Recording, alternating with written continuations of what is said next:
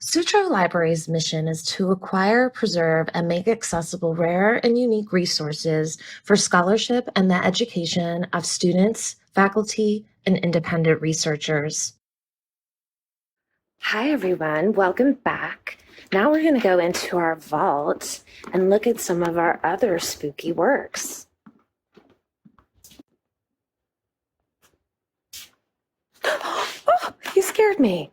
What? Adolf Sutro, our library's founder, who's come back from that big library in the sky to show us some spooky books that he likes.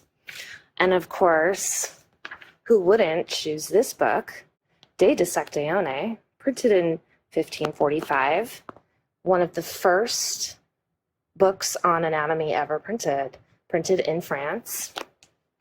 And of course, we must touch on witches. This is called Malleus Maleficarum, translated from the Latin. It's called Hammer of Witches, printed in 1574.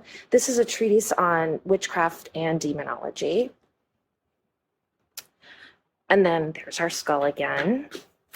And then, of course, this book is from 1514, and it's a book on astrology and astronomy and geography called Cosmographa. And it has, as you can see, stuff relating to horoscope, but also things related to constellations. And here we have a talisman. This is a Yemenite talisman that was used in fertility. And here is our heart made out of paper mache. This is the bloody alphabet of Jack the Ripper. And as you can see, ensconced in here is the actual book. And now some creepy crawlies. This is a botanical work from 1775, but also it has obviously insects, it has reptiles, color and black and white. And then we have a quote-unquote pirated version of the Nuremberg Chronicle. This was actually printed by Scheidel in a nearby town, and this would have been a cheaper alternative. Here you have the serpent in the Garden of Eden, and then Adam and God. And it's basically a history from the garden to the present day, in which in this case, this book was printed in 1497. And you can see here's Eve.